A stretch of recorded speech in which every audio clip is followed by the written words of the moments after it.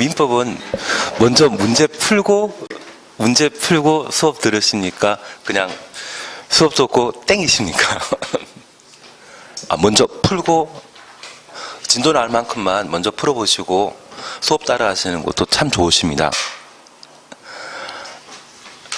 예, 그래서 그 자체가 좀 안 되는 상태라고 하면 제 생각에는 아마 문제풀이 내용들 중에 기본서에서 좀 한번 읽어보시고 복습해 나가시는 게 또 필요하실 겁니다. 그리고 우리 나중에 어느 순간에는 모의고사를 보시게 될 거거든요. 그건 모의고사 보게 되었을 때 내가 틀린 문제는 나중에 본시험 가서도 계속 틀리십니다. 그래서 한번 틀린 문제 있다고 하면 그걸 내 걸로 만들지 않는다고 하면 큰 약점이 되기 때문에 그 파트 부분은 내 걸로 좀 해나간다. 그래서 시간 많이 할애해서라도 그걸 내 걸로 해나가셔야 됩니다. 그래서 어느 정도 신뢰되셨다고 하면 미리 문제 풀어보시고 수업 따라가시는 게 좀 좋지 않나 싶고, 우리 공법도 한 10문제씩 매주 해나가는데 미리 한번 풀어보시고 틀린 게 있다고 하면 그걸 저한테 꼭 왜 그러는지 정확하게 이해시켜달라고 요구하시는 게 필요하십니다. 그게 또 시험에 나오게 되었을 때 맞추셔야 되지 않겠습니까? 안 풀어보십니다? 예, 이번 시간에는 성장관리 방안 함께 봐주십니다.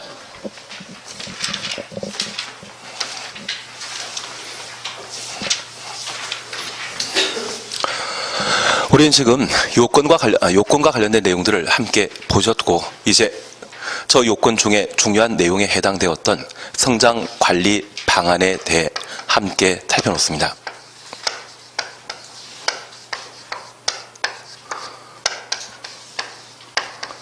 그런데 우리가 이해하실 것이 있습니다.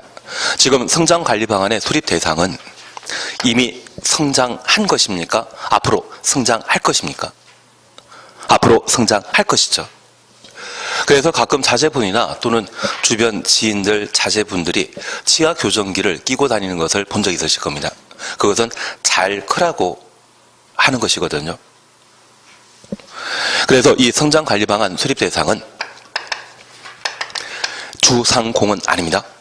주거적, 상업적, 공업적은 이미 성장한 곳이기 때문에 성장관리 방안을 따로 수립할 필요 없다라는 것을 기억해 주십시오. 그러면 주상공을 제외한 나머지는 녹지지역, 관리지역, 농림지역, 자연환경보전지역이라 하고, 이 녹간농자는 유보용도 아니면 보전용도이죠. 지금 개발행 허가 기준을 일괄적으로 적용하는 것이 원칙인데 지역적 특성을 고려하여 개발행위 허가 기준을 차등 가하는 경우가 있었습니다. 차별이 아니라 차등입니다. 탄력적으로 정하는 대상이 유보용도와 보전용도라는 것 기억하신다면, 저 유보용도와 보전용도는 본질은 무엇입니까? 녹지적, 관리적, 농림적, 자연환경 보전 지역이 되게 됩니다. 지금 녹간농자는 개발된 곳이다? 개발 안 된 곳이다? 개발 안 됐지만 미래 특별한 요건을 갖추게 된다고 하면 개발할 수 있죠.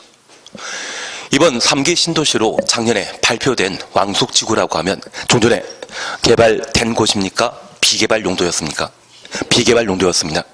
어떤 특정한 계기로 개발 사업 할 수 있거든요. 그 왕숙지구가 바로 녹간농자입니다. 그러면 이 녹간농자의 경우는 지금 당장은 아니지만 미래 개발될 수 있죠. 난개발을 방지할 목적으로 계획적인 개발을 유도하기 위해 수립하는 것이 성장관리 방안이 되게 됩니다. 계획적 개발을 유도하기 위해 수립하는 것을 뭐란다? 성장관리 방안이 되는 겁니다. 그러면 이런 성장관리 방안은 우리가 지금 공부하고 있는 것은 집행계획인 도시군 관리계획을 공부하고 있습니까? 개발행위 허가를 공부하고 있습니까? 개발행위 허가 파트를 공부하고 있습니다. 개발행위 허가 파트와 관련된 관할 관청은 오직 누구만? 허가권자. 도시군관리계획은 입안권자 아니면 결정권자입니다. 입안권자가 관할하고 있는 것은 지형도면 작성, 단개별 집행계획 수립, 도시군개설 사업의 시행자, 그 세 가지만 입안권자이고 나머지는 결정권자가 관할 관청입니다. 여기 개발행위 허가와 관련된 성장관리 방안도 허가권자가 관할 관청이 되게 됩니다. 다만 우리가 하나 이해하실 것이 있습니다. 이 성장관리 방안은 특이하게 수립할 수 있습니다. 잠깐 확인해 주실 것이 있습니다. 양가 1번 성장관리 방안 수립 찾으셨죠? 특별시장, 광시장, 특시, 특도는 무시해버립니다. 시장 또는 군수는 난개발 방지와 지역 특성을 고려한 계획적 개발을 유도하기 위해 필요한 경우 유보 용도 지역과 보전 용도 지역, 막말로 주상공을 뺀 녹간 농자를 말하는 것이죠. 그러한 녹간 농자에는 세 줄 밑에 개발 행위 발생 가능성이 높은 다음 하나에 해당되는 지역을 대상 지역으로 기반설의 설치 변경 등의 관리 방안, 가로 속에 성장 관리 방안을 수립할 수 있다. 성장 관리 방안부터 수립할 수 있다까지 가로 해놓습니다. 그래서 이 성장 관리 방안은 수립해야 한다, 수립할 수 있다. 수립할 수 있습니다. 그러면 이제 우리 부동산 공부과 관련되어 점수 올릴 수 있는 방법 하나 중에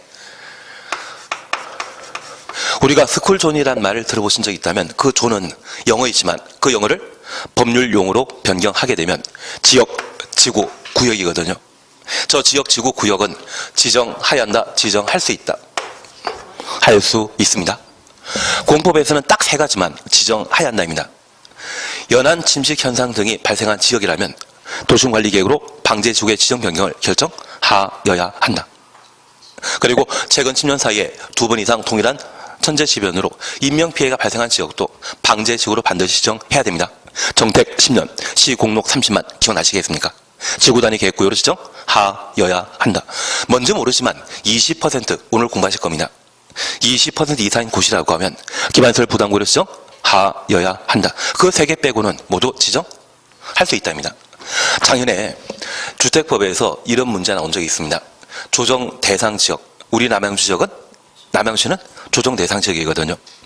구리시는 투기 과열지구입니다.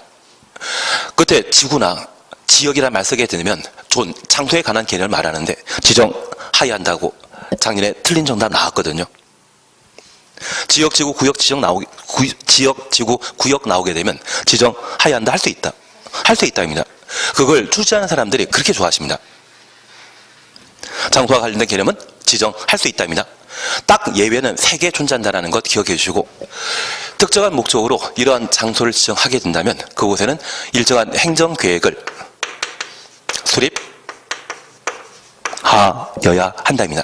딱 한 개 예외가 있다고 하면 바로 성장관리 방안입니다. 행정계획은 수립해야 하는데 성장관리 방안만큼은 수립할 수 있다.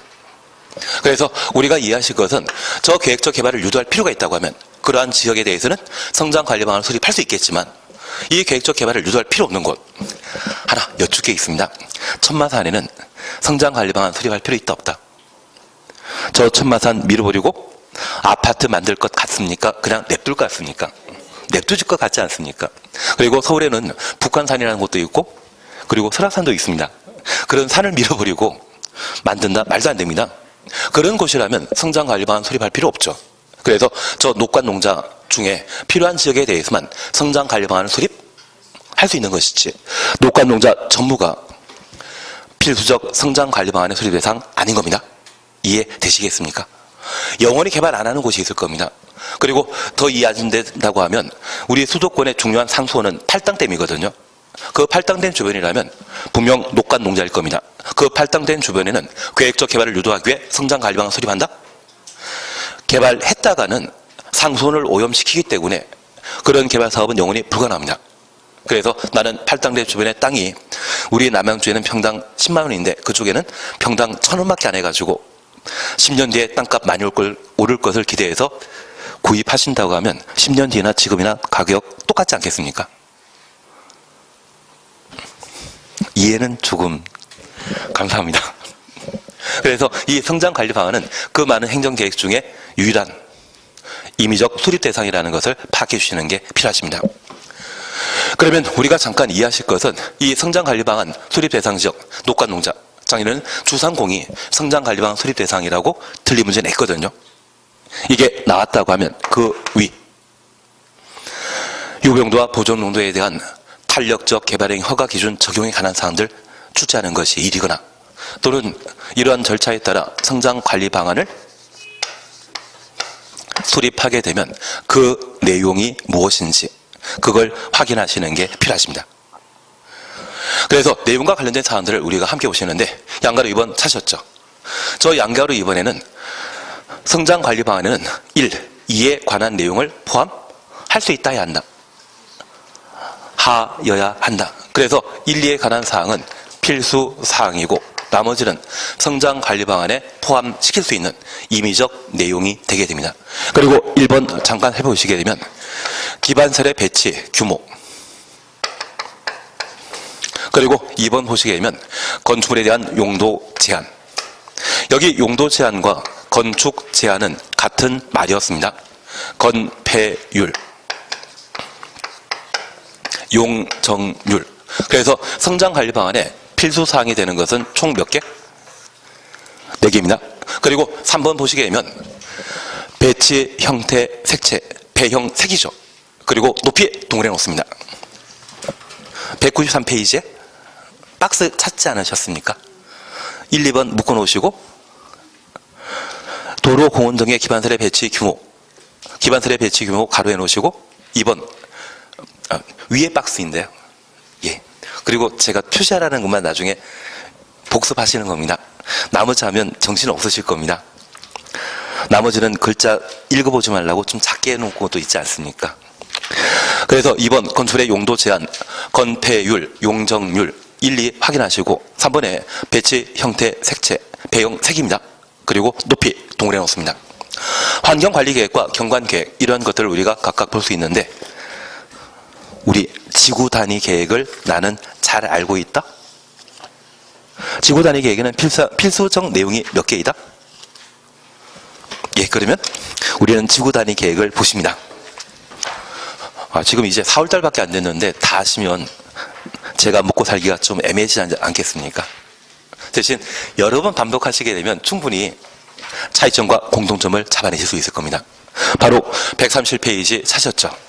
137페이지입니다. 137페이지에 2번 지구 단위 계획이라는 말 보셨는데 이 지구 단위 계획은 아파트 만드는 게 목적입니다. 이번에 왕숙지구에 6만 6천 세대가 만들어지지 않습니까? 그러면 그 아파트 만들기 위한 지구 단위 계획 왕숙지구에는 어떤 내용을 필수사항으로 삼고 있는지 보니 2번과 4번에 관한 내용을 필수사항으로 정해 놓고 있습니다. 2번은 기반설의 배치 규모, 그리고 4번은 건축물의 용도 제한, 건폐율, 용적률. 용도 제한부터 용적률까지는 행위 제한에 해당되는 것이죠. 그리고 높이의 최고 한도와 최저 한도. 그래서 지구 단위 계획에는 높이가 필수사항인데 성장 관리 방안에는 이미 사항으로 빠져 있다는 것을 확인해 주셔야 됩니다. 그리고 다시 지구 단위 계획과 관련되어 배형 색건이라는 말 확인되시겠습니까? 건축선이라는 말을 우리가 볼 수 있는데 성장 관리 방안에는 건축선이 아예 없습니다. 그래서 얘가 시험에 나오게 되면 두 가지 형태입니다. 성장 관리 방안의 필수사항, 그러면서 높이를 집어넣는 방법이 있거든요. 높이는 지구 단위 계획에서는 필수사항이었지만 성장 관리 방안에서는 이미 사항이라는 것 이해해 주시고, 다음 중 성장 관리 방안 아닌 것 찾으라고 하면 건축선이 들어가게 됩니다. 건축선은 지구 단위 계획에는 그 내용이 될 수 있지만 성장 관리 방안에는 아예 그 내용 못 되었습니다. 그걸 잡아내시는 게 이쪽입니다. 그리고 이제 참고 삼아 두 가지만 더 함께 하십니다. 첫 번째입니다. 도시군 관리 계획으로 성장 관리 방안을 입안 결정할 수 있다? 도시군 관리 계획으로 성장 관리 방안을 결정할 수 있다. 지금 이 성장 관리 방안은 도시군 관리 계획 파트에 나온 것입니까? 개발행 허가 파트에 나온 것입니까? 개발행 허가. 그래서 얘는 도시군 관리 계획의 결정 대상 아닙니다. 얘를 도시군 관리 계획으로 결정한다, 이 말 나오면 그 자체가 잘못되었다는 것을 잡아내셔야 됩니다. 지금 국토계획법은 집행에 관한 법률로서 저 집행은 도시군 관리 계획으로 집행하는 것과 개발행 허가받아 집행하는 것이 있습니다. 집행은 개발, 정비, 보조를 말합니다. 내가 살 집 만드는 것이 있다면 그것 개발이죠.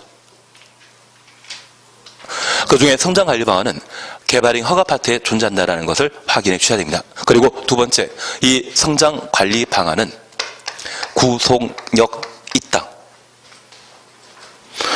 우리가 개발행 허가 요건과 관련되어서는 도시군 관리계획에 부합할 것, 그리고 무엇에 부합할 것? 성장관리 방안에 부합할 것. 성장관리 방안은 수립할 수 있는 내용이지만 수립되었다고 하면 개발행 허가와 관련된 중요한 요건이죠. 그래서 이 성장관리 방안은 바로 일반 국민에 대한 직접 구속력이 발생하는 행정계획이라는 것을 파악해 주셔야 됩니다. 처음 하실 때는 이건 까진 들어가는 거 아닙니다. 이거는 어렵게 나올 때 이야기이고요. 쉽게 내면 작년에 쉽게 나왔습니다. 성장관리 방안 수립 대상 지역, 주거적, 상업적, 공업지역을 거론하게 되면 성장관리 방안 수립 대상 지역이다 아니다. 아니다. 그걸 작년에 했거든요. 그래서 올해 시험에 내게 된다고 하면 내용 가지고 시험에 낼 겁니다.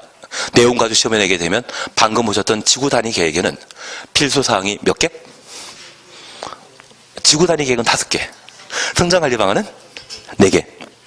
높이는 이미 사항이 된다라는 것 기억하시고, 건축선에 관한 사항은 지구 단위 계획에는 그 내용이 될 수 있었지만 성장관리 방안에는 건축선이 아예 없습니다. 그래서 우리 배형 3건이라는 말 들어본 적 앞으로 5번 정도는 하실 겁니다. 부족하면 10번 할 겁니다. 그래서 배형 3건 계속 하시다가 성장관리 방안에는 끝에 건축선 빠진다. 그 정도면 충분하지 않나 싶습니다. 3번 성장관리 방안의 수립 절차와 관련되어서는 그냥 지나가십니다. 그리고 한 장 넘기시면 개발행 허가 절차와 관련되어 1. 허가 신청이라는 말 확인하셨고 양가로 2번 차셨죠. 194페이지입니다. 개발밀도 관리구역 안에 기반설의 설치나 그에 필요한 용지, 확보에 관한 계획서를 제출하지 아니한다. 개발밀도 관리구역 줄쳐져 있거나 가로해 놓습니다. 개발밀도 관리구역에는 새로운 기반설 설치할 수 있다 없다? 없다. 원래 개발행 허가 신청 시에는 기환경에 관한 서류가 제출돼야 되지만 개발밀도 관리구역은 새로운 기반설의 설치가 불가능하기 때문에 기반설 설치에 관한 계획서를 제출하지 않는 겁니다. 이해되셔야 됩니다. 이해 안 되면 외우는 것도 방법이 있습니다. 대신 만약 시험에 기반설 부담 구역에는 기반설 설치에 관한 계획서를 제출하지 아니한다. 그 말 나오면 틀립니다. 기반설 설치에 관한 계획서에 제출을 생략할 수 있는 장소는 어디만? 개발밀도 관리구역만. 그리고 2번 허가 절차와 관련되어 1. 의견 청취라는 말 찾으셨죠? 여기 의견 청취가 간혹 시험에 나오거든요. 그래서 우리는 지금 특징과 관련되어 개발행 허가 신청 시에 개발밀도 관리구역에는 기반설 설치에 관한 계획서를 제출하지 않는다. 허가 요건과 관련되어서는 크게 몇 개이다? 면적, 도시군관리계획, 기반경 3개입니다. 그리고 탄력적 정하는 사안에 대해 함께 오셨고, 그리고 성장관리 방안에 관한 내용을 보셨는데 작년에 얘가 나왔으니 위, 아래가 시험거리겠죠. 내용 잡아내시는 것과 유보용도, 보존용도일 때 개발행 허가 기준에 대한 탄력적 적용에 관한 사안들을 한번 보셔야 됩니다. 그리고 세 번째 보시는 게 저 개발행위 허가 절차와 관련된 내용으로 의견 청취입니다.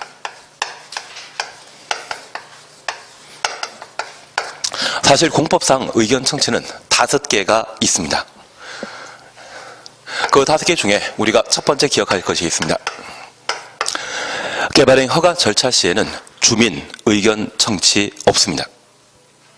이번에 내가 개발행 허가받아 건물 건축하게 된다면 그 건물은 내가 살 집 만드는 것이죠. 지금 개발행위 허가 대상은 규모 큰 것입니까? 규모 작은 것입니까? 규모 작은 것이라고 하면 내가 살 집을 내가 만드는 것이거든요. 우리 동네에 내가 살 집 만드는데 동네 주민들 의견 듣고 내가 살 집을 짓는다? 내가 살 집 짓는데 그거 공익에 관계된 거 아니지 않습니까? 주민 의견 청취 없이 그냥 해버리는 겁니다. 사실 이번에 물러나신 대변인 계시지 않으십니까? 그분 한 20년, 30년 가까이 무주택자라 하시더라고요. 그리고 14억에다가 가족들 1억 대출 받고 1억 빌리고 그리고 금융기관에서 11억 빌려가지고 26억짜리 상가주택 사셨다고 하면 그게 사인이라고 하면 전혀 문제될 건 없지 않습니까? 그게 투기다 뭐라 그런 이야기 할 필요도 없는 것 같습니다. 근데 그냥 일반적으로 생각하면 그동안 14억 벌여놨다고 하면 14억이면 강남에 32평 아파트는 충분히 사시거든요. 그리고 강북이라면 한 집을 3개나 사셨을 것 같습니다. 그보다 더 중요한 거는 이게 부동산 중개업자를 통해 거래되셨다고 하면 그때는 중개 수수료가 만만치 않죠. 우리 1억 매매면 얼마입니까? 한 3, 4천만 원 되지 않습니까? 800만 원 정도 될 것이고요. 이걸 양타하셨다고 하면 1600만 원 정도 버시지 않으시겠습니까? 그래서 우리는 서울 쪽에 재개발 사업하는 곳, 특히 뉴타운 사업하는 곳 또는 강남 쪽에 재건축하는 곳에 왜 중개업소가 많이 자리 잡고 있는지 이해를 하셔야 됩니다. 예. 앞으로 중개업소 차린다고 하면 집값 비싼데 차리셔야 된다 그런 느낌 안 드십니까? 예, 그래서 이런 거는 그냥 집어넣어주고 넘어가시고 우리가 이해하실 것은 내가 살 집에 국민 의견 듣고 내가 살 집을 짓는다? 필요 없지 않겠습니까? 주민 의견 청취한다 안 한다? 안 합니다. 그걸 잡아내시는 게 필요하십니다. 그리고 하급 행정청의 의견 청취 있는데 이런 건 필요 없으시고 우리가 봐주실 것이 딱 3개입니다. 여기 개발인 허가 절차와 관련된 의견 청취에 있어서는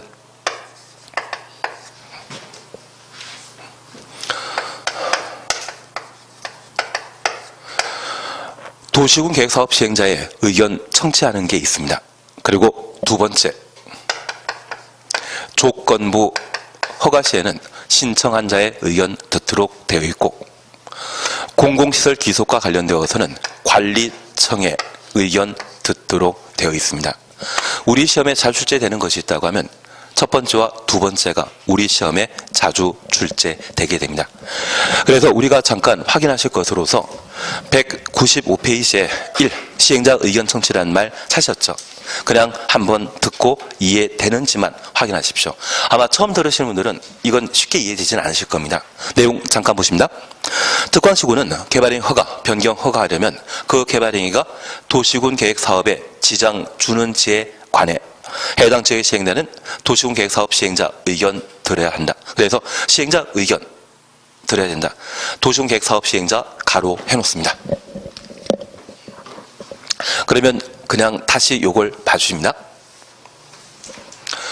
여기 도시군 계획 사업은 도시군 계획시설 사업. 도시군 계획시설 사업하는 장소를 뭐란다? 도시군 계획시설 부지라 하고 왕숙지구에 신도시 만드는 사업이 있다면 그 도시개발 사업하는 곳을 뭐라 한다? 개발구역이라 하며 재건축 재개발 사업하는 곳이 있다고 하면 그때는 정비구역이라 표현하게 됩니다. 그래서 이 3곳이 도시군 계획사업 장소입니다. 어차피 작년에 도시군 계획사업 종류에 관한 내용을 시험에 물었기 때문에 이것보다 발전된 것들을 시험에 묻게 될 겁니다. 그래서 그 발전된 내용에 대해서는 제가 2주 전에, 지난주에 했던 것 같습니다. 분할, 결합, 통합. 분할, 결합, 통합. 꼭 정리해 놓으십시오. 도시군 계획설 사업은 분할 방식으로 사업할 수 있고 결합, 통합할 수 없다는 것 기억해 주셔야 되며 정비사업과 관련되어서는 통합 방식 가능하다는 것 살펴놓아야 됩니다.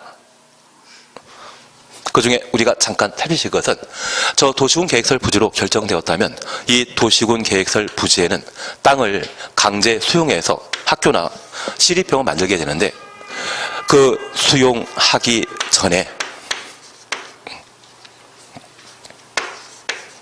수용하기 전에는 사업 시행자의 땅이 아닙니다. 토지 소유자가 따로 있거든요. 수용한 이후에는 도시군 계획설 부지는 누구 거다? 시행자 것이거든요. 그러면 저 수용하기 전에 도시군 계획설 부지의 소유자는 자기가 살 집을 도시군 계획설 부지에 만들 수 있다 없다? 없습니다.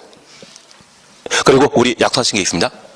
만약 저 도시군 계획설 부지가 10년간 사업 시행하지 않고 지목대인 토지, 지목대인 토지라고 하면 건물 건축할 수 있는 땅인데 이들은 매수 청구할 수 있죠.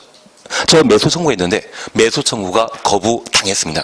그러면 나는 3층짜리 뭐는 만들 수 있다? 단독택과 3층짜리 근린 생활시설. 그래서 그 근린 생활시설 중에 세법 교수님께서 좋아하시는 근린 생활시설은 절대 못 만드는 거죠.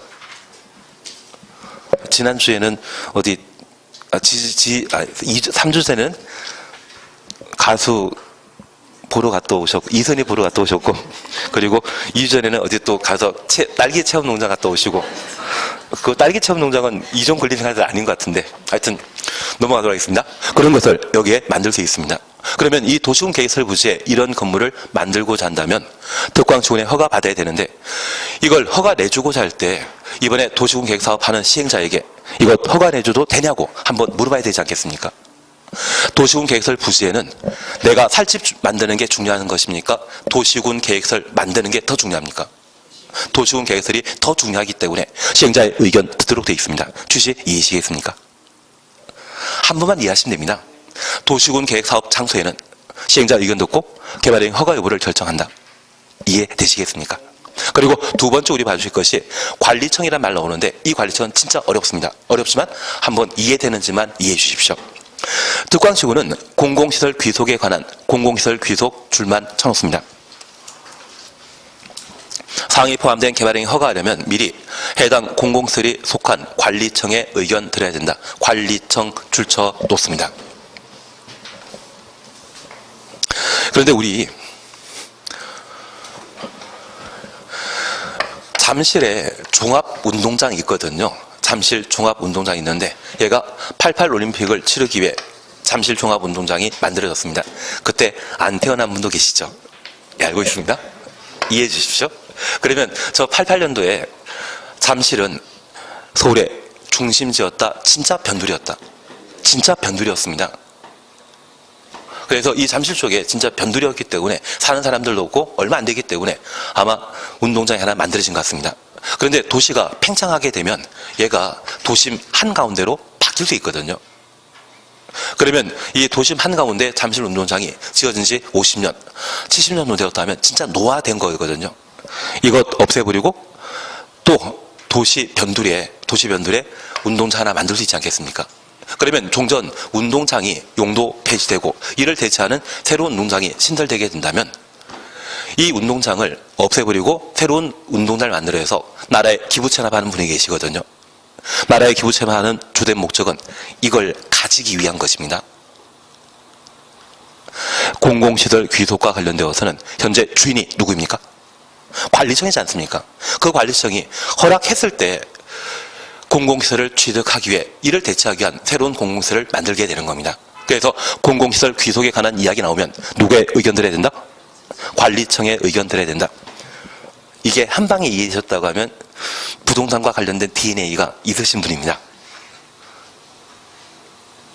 우리가 생활하시면서 평생에 이걸 한 번만 하면 진짜 대박 터뜨리십니다. 그 대박을 노리고 하셨던 분이 한전 본사 인수한 현대기아이거든요.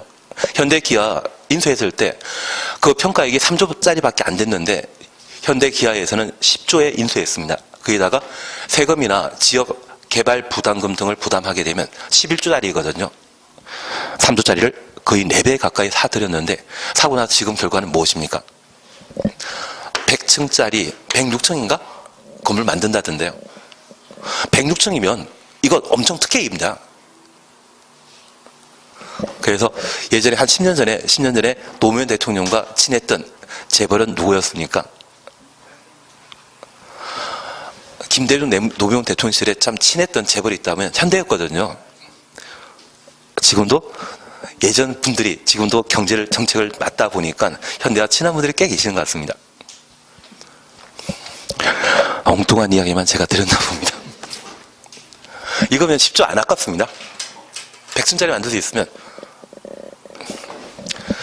삼성동에 가본 적 없기 때문에 서로 모르는 상황입니다. 넘어가도록 하겠습니다. 그래서 이게 공공시설 귀속과 관련된 문제라는 것 파악해 주시고 이걸 할 수만 있다고 하면 아마 시행과 관련되어서는 정점에 서 있는 분이십니다. 예, 이제 마지막으로 이것 하나 봐주십니다. 옆에다가 조건부 허가라는 말 적어 놓으시고, 그리고 신청자라고만 적어 놓습니다. 여기 조건부와 관련되어서는 우리 힘드시겠지만 198페이지 잠깐 봐주십니다. 198페이지 찾으셨죠?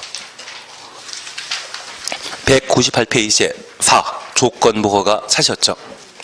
특광시구는 개발행위 허가하는 경우 개발행위에 따른 기반사의 설치, 그에 필요한 용지 확보, 위해 방지, 환경오염 방지, 경관 조경, 기반시설부터 조경까지 가로 해놓습니다. 조치할 것을 조건으로 조건 동그래 놓습니다.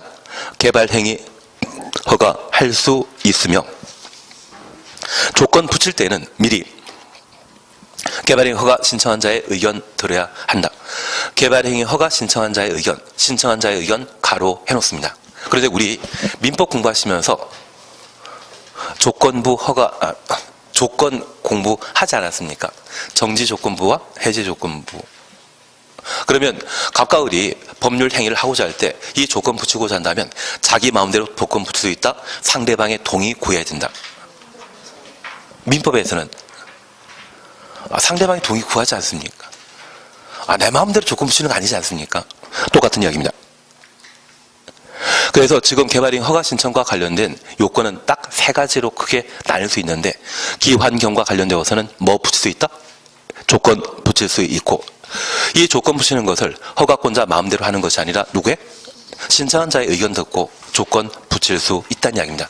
그래서 우리가 구분하실 것은 현재 개발행위 허가 절차와 관련되어 주민 의견 청취하는 건 있다 없다? 없습니다. 개발행위 허가와 관련되어서는 몇 개? 딱 세 개입니다. 시행자의 의견 듣는 것과 신청한 자의 의견 듣는 것, 그리고 공공시설 기술과 관련되어서는 관리청의 의견 청취는 있지만 이것 말고 주민 의견 청취한다. 이 말 나오면 틀립니다.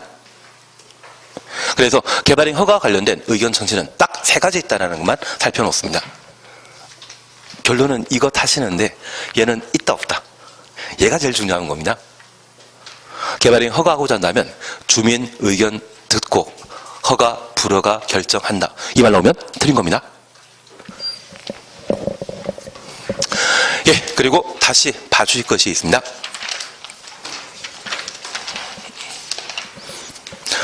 심의에 대해서는 제끼기로 했습니다.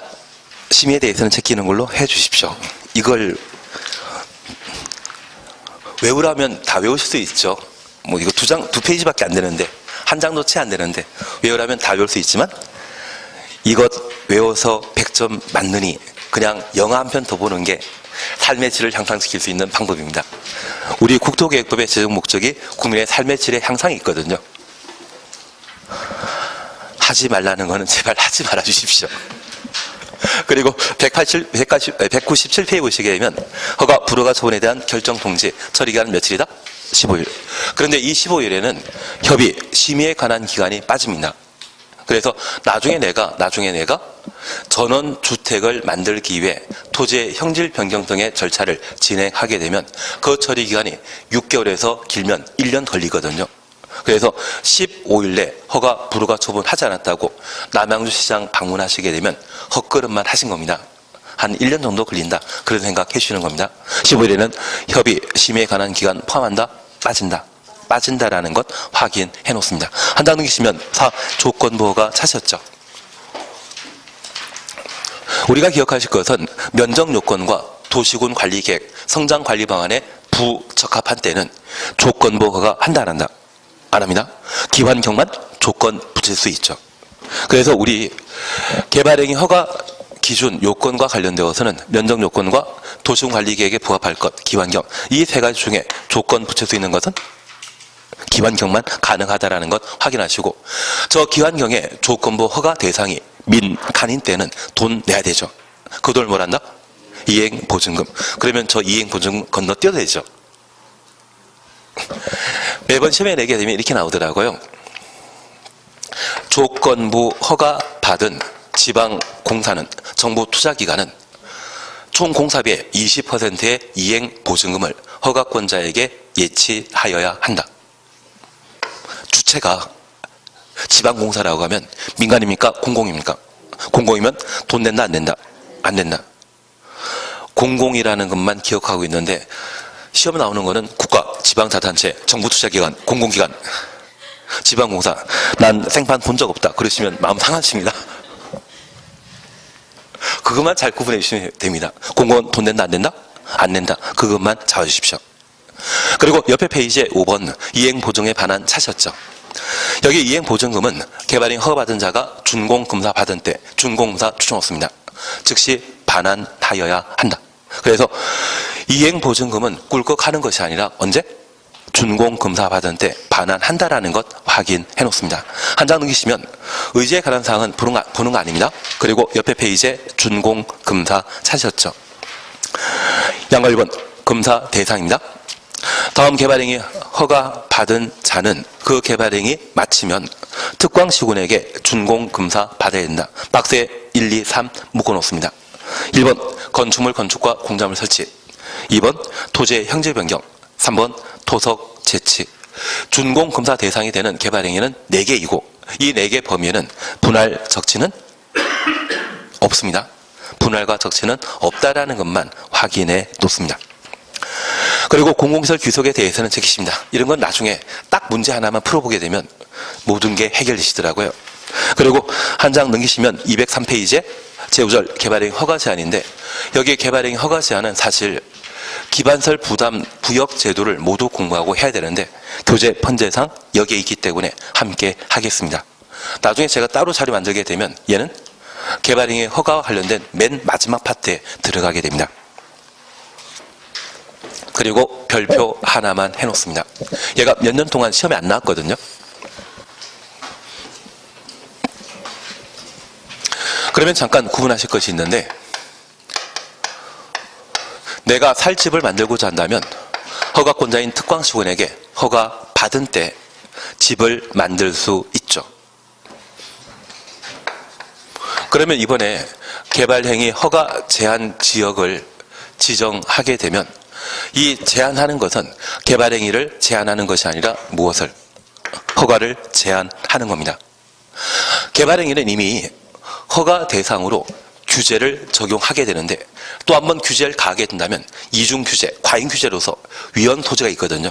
이번에 제한하는 것은 무엇을 제한한다? 허가를 제한하게 되는 겁니다. 그러면 이 개발행위 허가 제한 지역으로 지정되게 되면 나는 내가 살 집을 이 동네에는 만들 수 있다 없다. 허가 받지 못하기 때문에 허가가 나가지 않기 때문에 내가 살 집을 짓질 못하기 때문에 이런 경우는 국민의 사유재산권을 크게 침해하는 것이거든요. 그래서 이 개발행위 허가 제한은 규제에 관한 성격을 가진다는 것을 이해해 주셔야 됩니다. 그래서 저 개발행위 허가 제한 지역을 지정할 수 있는 대상이 무엇인지, 그리고 대상 보셨다고 하면 절차이고 얼마나 내가 살 집을 짓지 못하는지 제한 기간에 관한 내용까지 함께 정리하시는 게 필요하십니다. 교재 잠깐 확인하십니다. 국토교통부 장관 지도이사 시장 군수, 국토교통부 장관부터 군수까지 가로 해놓습니다. 다음 각호 하나에 해당되는 지역으로서 도시군 관리계획상 특히 필요하다 인정하는 지역에 대해 대통령령이 정하는 바에 따라 중앙도시계획위원회나 지방도시계획위원회 심의 거쳐 심의 동원해 놓습니다. 한 차례만 3년 이내 기간 동안 개발행위 허가 제한할 수 있다. 한 차례 3년 가로 해놓습니다. 다만 3부터 5에 해당되는 지역에 대해서는 중앙도시계획위원회나 지방도시계획위원회 심의 거치지 아니하고 가로 해놓습니다. 한 차례만 2년, 한 차례 2년 추천없습니다. 개발행위 허가 제한 기간을 연장할 수 있다. 연장 추천없습니다. 그리고 박스 보시게 되면 1. 녹지지역이나 계획관리지역으로서 수목이 집단적으로 자라고 있거나 녹지지역부터 수목까지 가로 해놓습니다. 조술 등이 집단적으로 서식하고 있는 지역, 우량농층으로 보존할 필요가 있는 지역, 방금 보신 이 지역은 개발해야 되겠습니까? 잘 유지해야 되겠습니까? 뭔지 모르지만 유지할 필요가 있다. 개발하면 안 된다. 그런 느낌만 가주십니다. 2번입니다. 개발 행위로 인해 주변 환경, 경관 추천 없습니다. 문화재 등이 크게 오염되거나 손상될 우려가 있는 곳, 그리고 3, 4, 5 묶어놓습니다. 그리고 3과 관련 내용. 도시군 기본계획이나 도시군 관리계획을 수립하고 있는 지역으로서 지금 도시군 관리계획을 수립하고 있는 지역이라면 수립된 것입니까? 수립 중인 것입니까? 수립 중입니다. 그 도시군 기본계획이나 도시군 관리계획이 결정될 경우 용도 지역 등의 변경이 예상되고 이제 가려놓습니다. 개발행위 허가 기준이 크게 달라질 것으로 예상되는 지역. 그래서 개발행위 허가 기준부터 지역까지 가로 닫아놓습니다. 그리고 4번 지구 단위 계획구역으로 지정된 지역. 저 지구 단위 계획구역으로 지정되게 되면 몇 년 안에 지구 단위 계획 수립해야 됩니까? 3년. 그러면 지구 단위 계획구역에는 지구 단위 계획 수립 중인 곳이죠. 그리고 5번입니다. 기반시설 부담구역으로 지정되는 지역. 기반시설 부담구역에는 몇 년 안에 기반시설 설치 계획을 수립해야 됩니까? 1년입니다. 만약 1년 내에 수립하지 않는다면 1년 되는 다음날 기반시설 부담구역 지정은 해제된 것으로 본다. 우리 공법 공부하시면서 국토계획법의 시료는 총 4군데 있었습니다. 이게 공법이 재밌는 이야기가 없어가지고 졸리더라도 잠깐 봐놓습니다. 시가조정구역은 유보기간 만료일 다음날 시가조정구역의 지정효력은 상실하게 되고 도시군 계획설 부지는 20년간 사업 시행하지 않으면 20년 되는 다음날 그리고 지구 단위 계획과 기반시설 부담구역 이러한 곳에 시료 규정이 각각 마련되어 있습니다. 예, 이제 다시 봐놓습니다. 우리가 학교 다닐 때 국어 시간에 청산리란 말 듣게 되면 그 뒤에 나온 것은 벽계수였습니다. 다만 공법상 청산리라고 하면 개발해야 될 곳이다? 개발해서는 안 된다. 개발해서는 안 됩니다. 그래서 공법에서 청산리란 말 나오게 되면 그때는 무조건 녹계수란 말이 나와줘야 됩니다. 그래서 국어 시간에는 벽계수였지만 공법 시간에는 녹계수라고 해주시면 녹지지역과 계획관리지역 그리고 수목이 잘 자라고 있는 곳. 그러면 우리 잠깐 이해하실 것이 있습니다. 여기 녹지지역과 계획관리지역 등이라면 원칙적으로 비개발 용도인데 어느 정도 제한적 개발 가능하지 않습니까? 그리고 이곳에 수목이 잘 자라고 있다면 그냥 계획관리지역만 잠깐 이해하십니다. 계획관리지역만 이해해 주십니다. 저 계획관리지역은 어디에 속한다? 관리지역입니다. 그 관리지역에 수목이 잘 자라는 곳이 있다면 지나다니던 산림청자께서 보전 산지로 지정하고 고시하게 되면 그 순간 관리지역은 무엇으로 바뀐다? 농림적 또는 자연환경 보전지역으로 결정 고시된 것으로 본다. 전산택 기억나십니까? 전산택.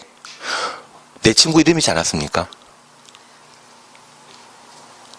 전원개발사업구역, 국가, 일반, 도시분단 산업단지, 택지개발지구 이게 비도시지역에 지정고시되게 되면 그 순간 도시지역으로 결정고시된 것으로 본다. 그러면 저 녹지지역이나 계획관리지역에 수목이 잘 자라고 있다고 하면 지나가는 산림청장에서 갑자기 보전산지로 지정하게 되면 더 이상 개발 못하지 않겠습니까? 대신 아직 지정하기 전 상태라고 하면 이걸 함부로 개발했을 때 나무 다 베어버릴 수 있죠. 나무 다 베어버릴 수 있지 않겠습니까? 몇 년 동안 개발하지 말아라. 그런 차원에서 개발행 허가 제한적으로 지정할 수 있다는 이야기입니다. 우량 농지 이해되시겠습니까? 조수류 이해되시겠습니까? 하여튼 개발하면 된다 안 된다? 안 된다. 그리고 두 번째입니다. 우리가 기후환경이란 말을 함께 공부하셨는데 환경, 경관 개발행위로 크게 훼손되거나 오염될 수 있다고 하면 사람들이 살 집을 짓지 못하도록 개발행 허가 제한적으로 지정할 수 있습니다. 얘는 이걸로 되셨습니다. 우리가 기억하실 것은 기, 지, 개 기억해 주시는 게 필요합니다. 3, 4, 5번이 기시계이거든요. 그래서 앞으로 개발행 허가 제한이란 말 보게 되면 항상 기, 지, 개를 기억해 주시는 겁니다. 여기에는 뭐 재밌는 것도 없고 녹개수밖에 없었는데 녹개수도 안 통하는 판국이다 보니까 하여튼 이게 졸리긴 졸리습니다. 공법이 재미없는데 그래도 기운 내야 됩니다. 재밌는 게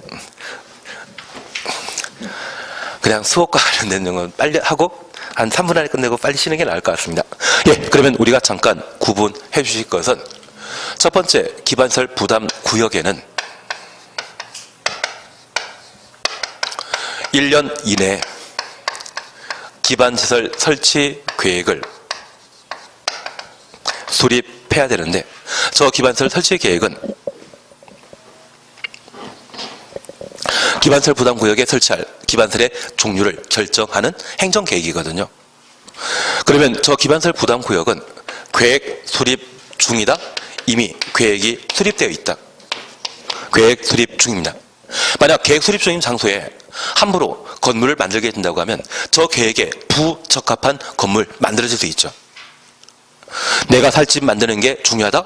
저 기반시설 부담구역에 설치할 기반시설의 종류를 결정하는 기반시설 설치 계획 수립하는 게 중요하다. 계획 수립하는 게 더 중요하지 않겠습니까? 그래서 공익을 도모하기 위해 사적 이익은 잠깐 참아라. 그 의미입니다. 그리고 두 번째입니다. 지구 단위 계획 구역이라면 지구 단위 계획 구역에는 3년 내 지구 단위 계획을 수립하여야 하고 수립하지 않으면 3년 되는 다음날 구역 지정은 효력 상실하게 됩니다. 계획 수립 중이죠. 그 계획 수립 중인 곳에 지구 단위 계획 수립할 때까지 함부로 개발하는 것을 제한할 필요 있지 않겠습니까? 그리고 도시군 관리 계획을 수립 중인 것으로서 도시군 관리 계획이 결정되었을 때 용도 지역 등의 변경이 예상되고 개발행위 허가 기준이 크게 달라질 것으로 예상되는 지역이라면 바로 왕속지구입니다. 왕속지구는 지금까지 관농자였거든요. 그곳이 왕속지구로 지정되고 이곳에 용도지역 등의 변경이 이루어지며 주상권으로 바뀌게 된다면 개발행위 허가 기준이 크게 달라질 수 있지 않습니까?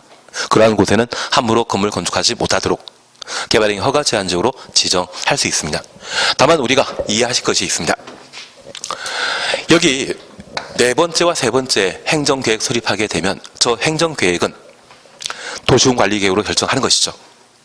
특히 지구단위 계획과 관련된 결정권자는 누구이다? 국토교통부 장관. 지도이사? 누구? 시장, 군수. 원래 개발행위 허가 파트에 있기 때문에 얘는 특광시군이 개발행위 허가 제한지역을 지정해야 되지만 국토교통부 장관이 입안한 지구단위 계획이라면 국토부 장관이 입안한 지구단위 계획이라면 국토교통부 장관이 지구단위 계획 수립할 때까지 이곳에 난개발, 함부로 개발하는 것을 제한코자 개발행위 허가 제한지역 지정할 수 있죠. 원래 허가 파트에서는 관할관청은 누구만 나와야 됩니까? 특광시군만 나와야 되는데 이때만큼은 지구단위 계획이나 도시군 관리 계획 수립 중인 것이고 그걸 결정하는 자가 장관이라고 하면 장관도 개발행위 허가 제한할 수 있는 겁니다. 도지사가 하고 있다고 하면 도지사도 제한할 수 있습니다. 그래서 특광시군 외 국토도 개발행위 허가 제한의 지정권자가 되게 됩니다. 그래서 우리는 국토교통부 장관, 시도지사, 시장, 군수 이들이 개발행위 허가 제한권자라는 것 구분하시고 얘를 국토계획법에 볼 수 있는 행정청 전부지 않습니까? 그래서 에브리바디라는 말로 대신하는 것도 방법입니다. 발음이 별로 안 좋아 보이는지 무시하는 것 같습니다. 그러면 이들이 개발행위 허가 제한 지역 지정하고자 할 때 지정 절차와 관련되어 얘를 잠깐 확인해 주셔야 됩니다. 저 개발행위 허가 제한 지역을 지정하게 되면 개발행위 허가 제한 지역 지정 전에는 건축물을 건축할 수 있었는데 개발행위 허가 제한적으로 지정된 이후에는 건축물 건축할 수 없습니다. 그러면 개발행위 허가 제한 지역의 재산권 침해는 심하다, 약하다? 아주 심한 겁니다. 그래서 우리가 민법 공부하시면 재산권 행사 방법과 관련되어 사용 수익 처분권을 공부하시는데 처분권이 중요한 것이었습니까? 사용 수익권이 중요한 것이었습니까? 사용 수익권이 중요하기 때문에 우리는 지상권이나 또는 지역권 등등에 관한 다양한 제한 물권을 공부한 적이 있습니다. 처분권이 중요한 것이 아니라 사용 수익이 더 중요한 겁니다. 그러면 땅을 더 이상 건물 건축하는 것과 건축 못하는 것으로 바뀌게 된다면 상황 변화 엄청 심한 것이죠. 그런데 우리가 알고 있는 이분들은 토지에 대한 전문가입니까? 정치가입니까? 정치가입니다. 이번에 낙마하신 국토교통부 장관 후보님 계시지 않습니까? 그분 집이 세 채 있으시다는데 분당 하나, 송파에 하나, 그리고 세종시 하나. 각각 한 10억, 20억짜리 하더라고요. 그래서 나중에 우리가 자기 따게 되면 어디로 가셔서 해야 되는지 대상 장소가 딱 결정되지 않습니까? 다리 하나 건너면 송파 나오지 않습니까? 실 나오지 않습니까? 그래도 졸리건 빨리 쉬는 게 나을 것 같습니다. 예, 그래서 우리가 잠깐 이해하실 것은 이분들은 일정한 행정처분을 한다 하셨지만 그 행정처분이 국민의 사유재산권에 큰 영향을 끼치거든요. 신중하게 처리할 필요 있다. 마음대로 해야 된다. 신중하게. 그래서 전문가 집단인 도시계획의 심의 거쳐 개발행위 허가 제한 지역을 지정할 수 있는 겁니다. 그런데 이 개발행위 허가 제한 지역을 지정한 이후 기간을 연장하는 경우가 있습니다. 여기 연장할 수 있는 것은 5가지 모두에 걸쳐 연장할 수 있다. 기지개만 연장할 수 있다. 기지개만. 우리가 앞서 보셨던 1년, 3년 이런 기간은 협의 심의에 관한 기간이 빠집니다. 협의 심의에 관한 기간이 빠지거든요. 그러면 1년 내 수립해야 되는데 1년이 훨 넘어갈 수 있거든요. 그래서 이러한 경우는 개발행 허가 제한 지역의 지정 기간을 연장할 수 있는데 연장하게 되었다고 하면 연장 전에는 건물 건축한다 못합니다. 연장 후에는 못합니다. 상황 변화 있는 것입니까? 똑같은 상황입니까? 똑같은 상황이라고 하면 이미 국민의 재산권이 충분히 침해된 상황이 계속 유지된다고 하면 이때는 도시계획의 심의 거칠 필요 있다 없다. 그래서 최초 지정 시에는 반드시 도시계획위원회 심의 거쳐 개발행위 허가 제한 지역을 지정해야 되지만 그 기간을 연장하는 때에는 상황이 똑같기 때문에 도시계획위원회 심의는 한다 안 한다? 안 합니다. 그래서 이 연장과 관련된 사안들을 저렇게 잡아주셔야 됩니다. 최초 지정 시에만 심의 절차를 거치고 연장하는 때에도 도시계획위원회 심의 거쳐야 된다. 이 말 나오면 틀린 질문입니다. 그리고 이렇게 개발행위 허가 제한하게 되면 최초 지정 시에는 1회 3년간 개발행위 허가 제한 할 수 있고 기지개 이제 이해하시겠습니까? 졸릴 때 기지개가 참 좋은데 이제 쉬는 시간이 되니까 깨셨습니다. 기지개에 관련되어서는 몇 년? 2년 범위 내 연장할 수 있습니다. 제가 하나 부탁드릴 게 있습니다. 우리 공법상 2년 연장은 여기가 유일합니다. 만약 도시개발법이나 도정법, 건축법, 주택법에 2년 연장한다 이 말 나오면 무조건 거부입니다. 연장하게 되면 몇 년만? 1년만 연장하는 것이지 2년 연장하는 것은 공법상 여기가 유일합니다. 그래서 개발행 허가 제한 지역의 제한 기간은 3년 그리고 2년 범위 내 연장할 수 있는데 여기 기지개에 해당되게 되면 최대 제한 기간은 몇 년이다? 5년입니다. 5년이 되고 그리고 청산리, 녹개수에 해당되게 되면 최대 제한 기간은 몇 년이다? 3년입니다. 그래서 기지개만 최대 제한 기간이 5년이라는 것 확인해 놓습니다. 그리고 할 건 다 하셨고 쉬었다가 연동제 잠깐 하고 건축법 들어갔으면 되실 것 같습니다. 쉬었다 하십니다.